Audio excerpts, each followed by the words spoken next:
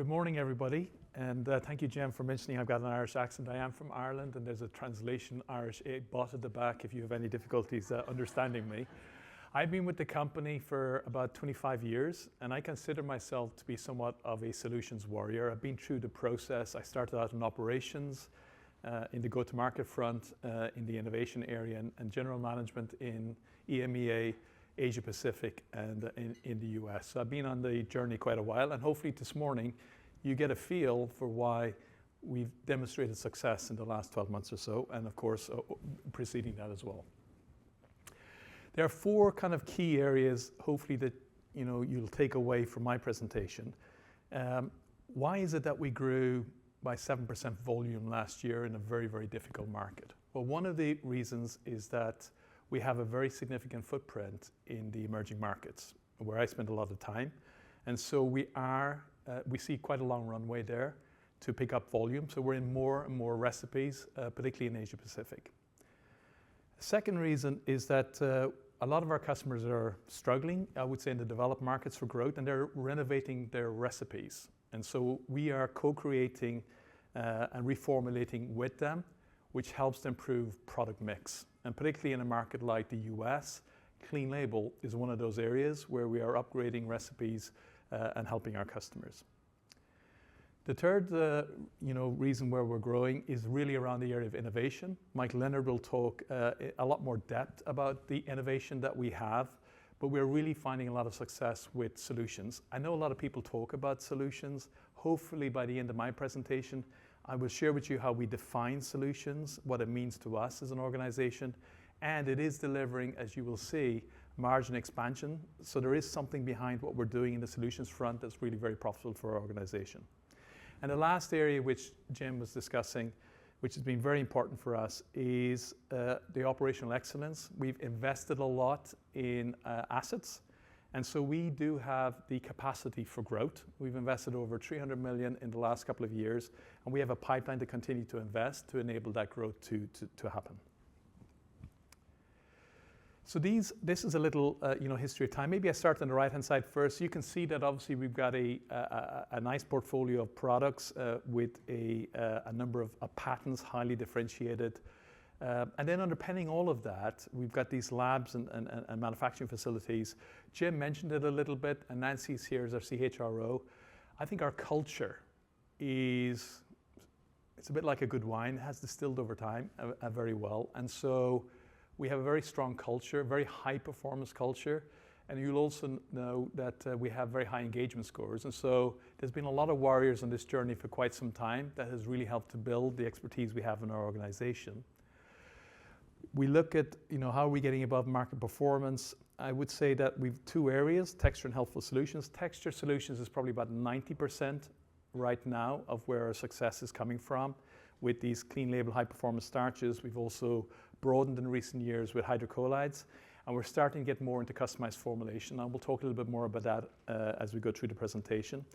And then there's overlap with some of the healthful solutions where we have areas where some of our technologies can be transferred to these healthful solutions into areas like beauty and home. So clean label is very important in food, but nature-based ingredients is also very important in areas like beauty and home. And we can transfer some of those technologies into those areas which are very high margins. And so this is where we get some synergies. And then you can see the results here. The net sales a little deflated between 22 to 24 because we had raw material deflation. But as I mentioned earlier, we had 7% volume growth last year, very strong, and good volume growth as you know this year as well. And the margin expansion. So I can say a lot of words on the stage here, but you can see from the results that we're getting significant margin expansion. And hopefully, as we go through the next few slides, you begin to understand a little bit more where that is coming from. And our results this year are north of these margins as well, if you've seen our results for the first half of the year. And so we have really very strong momentum here. I presented to you at the November day, and I wouldn't have turned up today if we hadn't made progress, but we have, and so I have a little bit of confidence to share with you, what has happened since, we last met some of you in November. Jim, was very passionate talking about our operationalizing our texture solutions. And everybody talks about solutions, but there's really It's bigger than just sales or go-to-market. It was led by our HR. It's I would say, a cultural transformation that you also got to look at things like operations and your supply chain, because you need the agility to be able to also supply the solutions on time. But we've brought a lot of training and accountability to how we do solutions. And we'll also talk about things like customer briefs, how we have formalized certain tools to capture data when we're interacting with customers. And every time we capture data, it brings more insight in terms of what customers need, but we can track it throughout. And so, for example, with these customer briefs, first of all, it's very formalized, our conversations with customers, make sure we've got the right target. But also we send these briefs to customers after our meeting to make sure that we've captured all of the right things to solve the problem. And then we're tracking throughout the entire process how these briefs are being managed and their level of success and so forth. And this is all building our knowledge to be able to get more solutions to hit the target and do it faster. Our pipeline. So it has grown significantly. And when I say significantly, since the last time we met, it's doubled. And so that is transformational. So I think as a company, you know, we're a high performance company, but we are going through a bit of a transformational change. And we have seen a significant pipeline growth, which gives us a lot of confidence moving forward. Clean label, very much something that we've been doing for 30 years. And so we have a lot of expertise. And so fortunately, the environment is changing, where more and more customers, at one stage it was more of a push for us, now it's more of a pull. And we're seeing significant opportunities, not only in the US, it's been in Europe for quite some time, but also in places like China, where there is significant upside with this. And so sometimes we have starch as a backbone, but we need other types of technologies. And we've recently also been looking at these citrus fibers to give us unique clean label properties. Mike Leonard will talk to you a lot more about what we're doing in predictive formulation, but it's certainly helping us to reduce cycle times at customers, and our close win rate at customers is also improving. So we are beginning to see the benefits of predictive formulation. You have a picture here on the right-hand side of this confocal laser, and so we're utilizing tomography and some of these imaging capabilities to link consumer liking to textural preferences. And all of this here, there's a lot of data that is being captured with this instrumentation. And every time we have data, obviously we can utilize that data to help us with predictive formulation. So the type of data we would capture with this instrumentation, if you were thinking something like a French fry, you're looking at audible crunchiness. And so you have certain instrumentation to do that. The crispiness as you compact, the bite resistance, and tooth packing. And so these are as an example. And I have to say, in the French fries area, I spoke to you about that in November. It's a market of about 17 billion, growing at about 15% CAGR. We have tremendous expertise, particularly here in the US, but there has been a shift, if you're following it, in moving towards Asia Pacific. And so we're helping customers reformulate with some of these coatings with this type of knowledge to be able to help them to develop these nice coatings, to be able to make the journeys with some of these new delivery formats as well in Asia Pacific very successfully. And then finally, we're experimenting a little bit.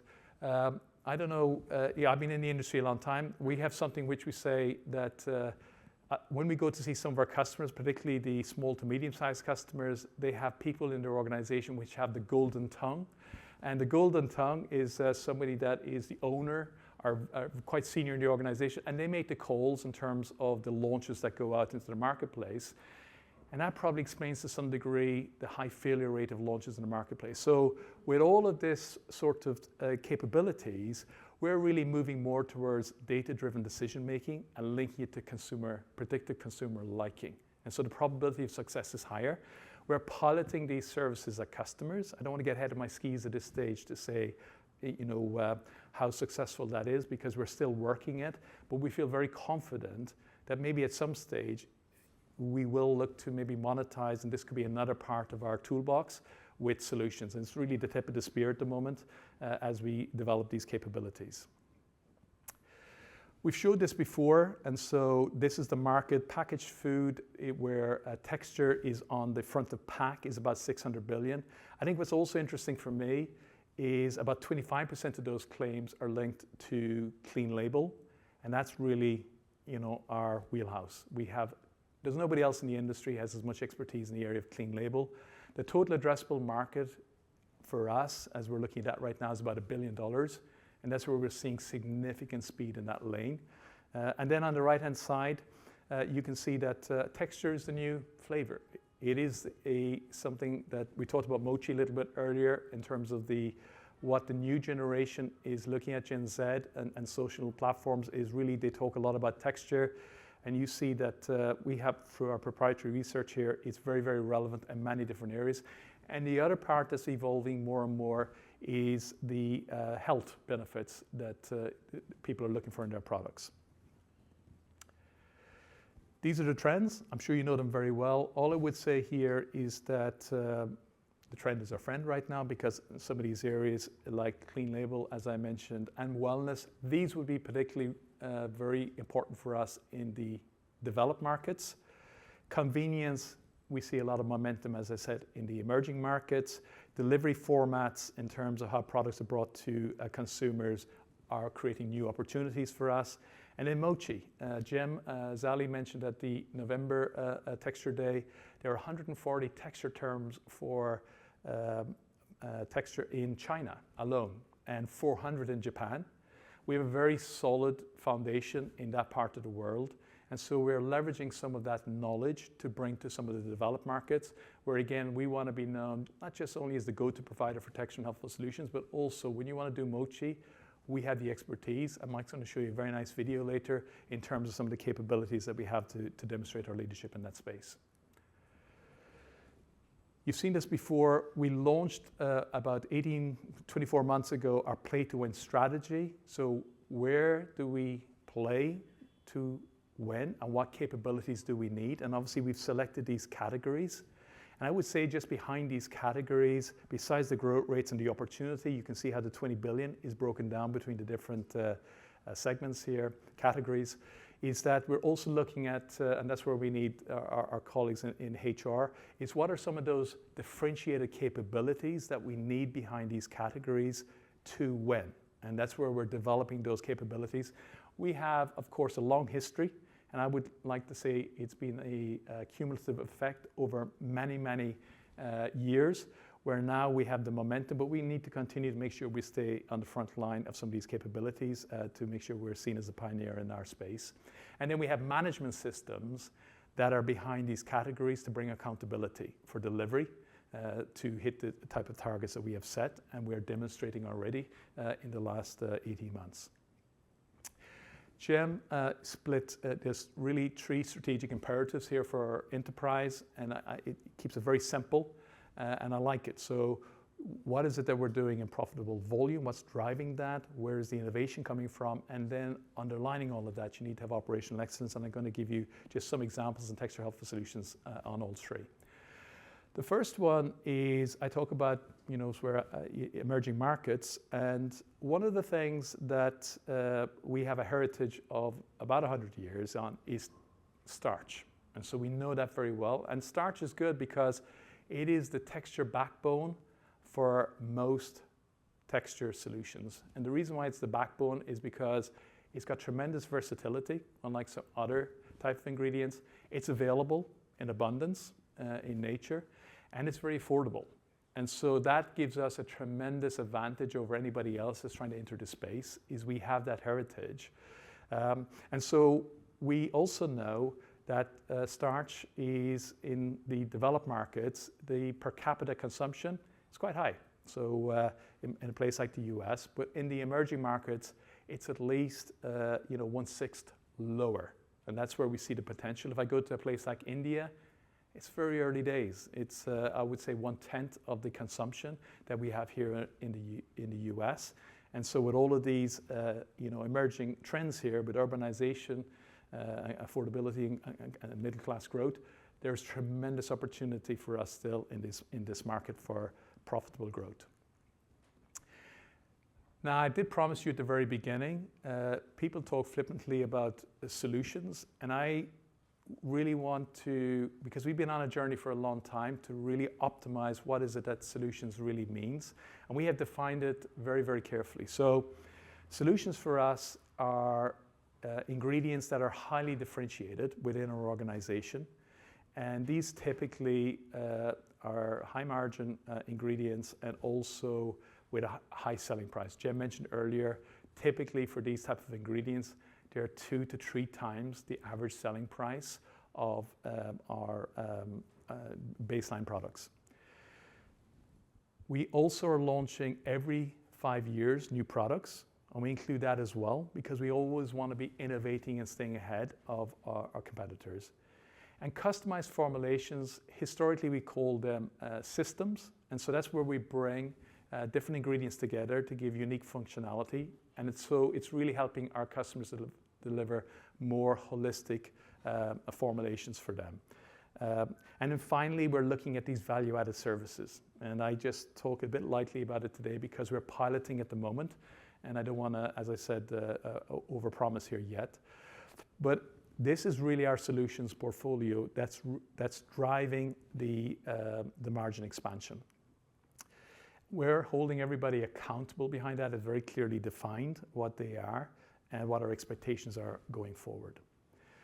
I talked about some of the way we've structured solutions. We need these briefs that are done with customers in a very formalized way to uncover unmet needs.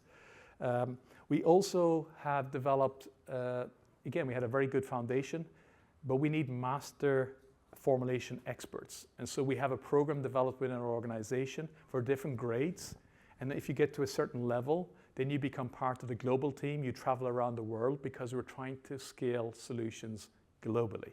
So I gave you the example of the French fry earlier, success in one market, but how can you scale that in other markets? And we'll move these formulation experts around the world to help us to scale these solutions. We have a lot of proprietary consumer insights now to help us to link to consumer liking, and these, how do you link that then, the overall consumer liking, which many companies do, but back to textural preferences, back to our ingredients. And that's where the predictive AI tools that we are developing are making those connections. If we can make those connections successfully, then we help to increase the speed of bringing launches successfully to market. And then I keep repeating is that the importance of a successful solutions approach is not just go to market, it's holistic. You also need to make sure you've got a global procurement that's got the agility to source ingredients from around the world and do it quickly. So when we're bringing these customized formulations to market, it's faster and faster and faster. And so very often somebody's going to be made to order. They have to be out in weeks rather than months. And so we have these capabilities. And overall, you see that on the right-hand side, if you are bringing more of these solutions to market, more of recipe, then obviously that is driving faster growth and helping you to have margin expansion. One of the great, and I call out Eric Sipe, our head of global operations, for his leadership in helping us to do that. What has happened, and I talk, it really is transformational on the front line, is that in the last number of years, we have spent a lot less time worried about service to customers and having issues of supply because we have the assets in the way that we're set up now as a global enterprise to deliver superior service to customers. And we're getting feedback from customers in terms of what we talk about net promoter score, which are very high, which is helping us to win more and more opportunities with our customers. We've also changed as an organization where we used to have our regional assets and we manage those kind of ourselves to now having global assets. And so we can move things around very quickly to make sure we have optimum service for customers. And that is a tremendous upside because rather than go to market organizations spending time trying to worry about production planning and service to get to customers and what have you, we have a centralized team that do all of that, and the go-to-market teams can focus a lot more on commercializing solutions with customers. And so we spend a lot more time with customers, which is why we're seeing a lot more briefs. Behind that, and I'm very excited that we're continuing to do that, we have made investments of about 300 million to enable the growth, but we have more in the pipeline. And thank you to our shareholders for making these investments, is that we need to make sure also that we improve our cost competitiveness. We don't necessarily have to be the cost leader, but we have to be cost competitive.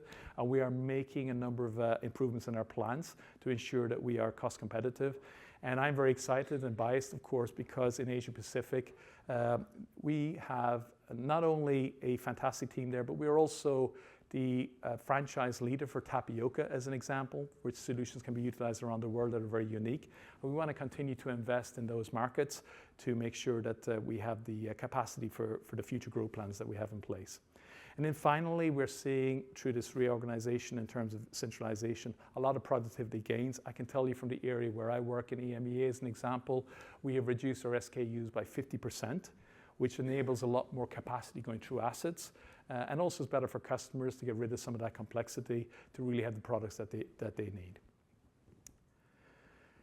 I took this example rather selfishly because I was traveling through Hamburg airport a few weeks back, and I was on the go, and there was this food in a bottle which is filled with about 45 different ingredients of nutrients, vitamins and things like that. You can tell I'm not a avid user of these products, but in this particular case, I actually did need to have something quickly. But it was a fantastic product. And so when I went back and I spoke to the team and said, wow, have you tried this product? They said that we were involved in developing the product. I didn't know that at that time. It's for a private label, which again, private label, as you may understand, is really beginning to challenge some of the leading brands. In this particular case, the private label came to us and said, this is the brand out there today. Why are they so successful with this brand? And that's where we can then start to look at overall liking characteristics and understand that brand and explain that to private label. And then you can link it back to the type of textures that would enable that overall consumer liking to our ingredients. And the solution in this particular case, which is full, I don't know if you've ever tasted these products, which is why I was surprised. They're usually quite chalky and dry in your mouth. I don't particularly like them. And this was very silky and smooth. And actually our solution, as part of our solution to this particular example, was rice, clean label rice solution, which gives you that silkiness, that white color, that full bodied mouthfeel. And it was done in record time. 45 ingredients, it was done in less than 3 months. And so that's, if you get an opportunity to be in that part of the world, you can taste, some of our success here. What I like also about this example is we talk about being a go-to provider for texture and healthful solutions. And so we're helping customers not only to get the texture right, because of our knowledge with sugar reduction, with plant-based proteins and so forth, we bring it all together.